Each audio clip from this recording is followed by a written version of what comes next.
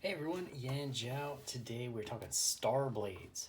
This is Kyle Ritter's first comic, where I believe he drew, inked, colored, and wrote the whole thing by himself. In fact, I don't even see any credits on here. It's just Kyle Ritter. Published by All Caps Comics. Since he does all the work for Ethan Van Sciver, all the color work for Ethan Van Sciver these days, you can see why Ethan would be happy to publish this. This book in itself is very interesting, and for someone's first time out, I mean, it's great. If you like 90s style comics, boom. The art overall is incredible. The colors are fantastic. Even when there's things that I normally wouldn't like from other people, Kyle has such high skill with it that he's really able to make everything work. We start on a planet, and we sort of like hop right into the story. You start on a island there, Gardax, Lady Zareen, and he is sort of giving her the scoop on, hey, what exactly is going on? We have a big problem.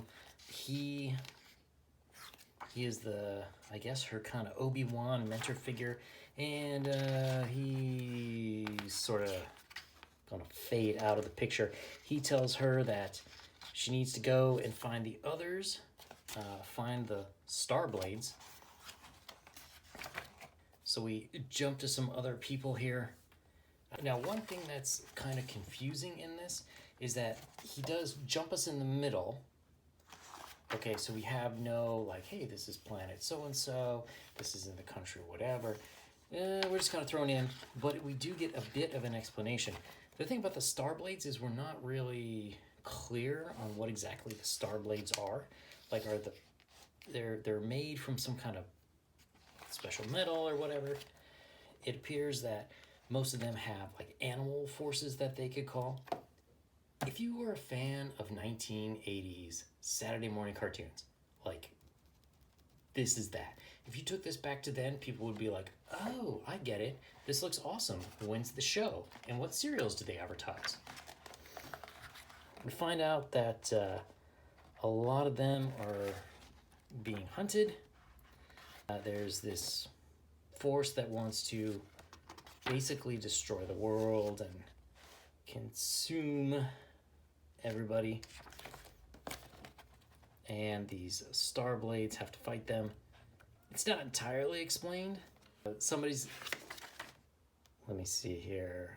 So this guy is gonna pick up gonna find his old girlfriend, who I believe is the White Tiger. And they say, okay, well, they're all gonna work together and try to save the world from this invasion.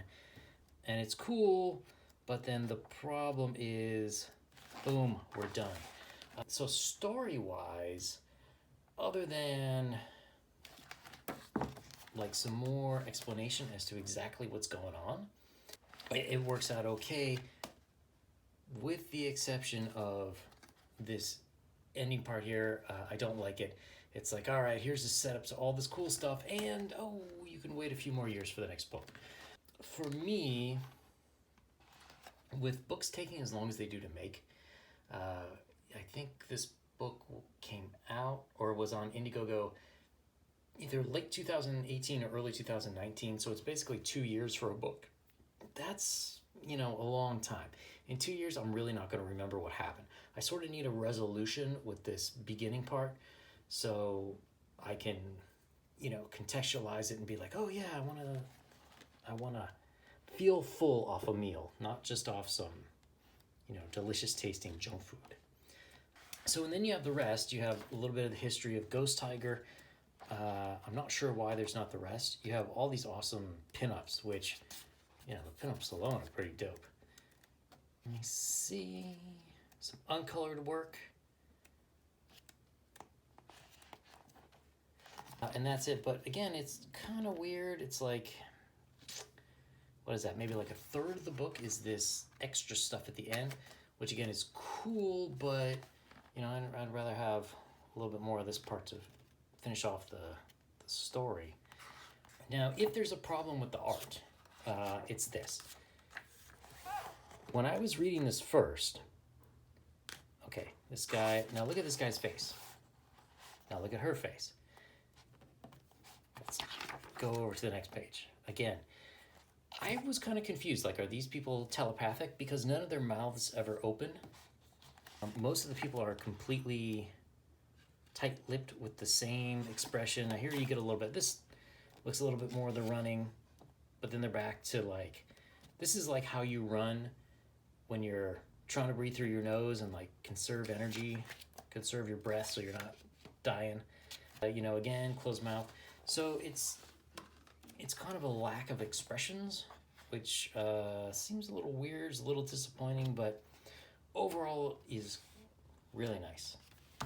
So, Starblades. Liked it. Worth the money, in my opinion. Yeah, I would definitely buy the next one.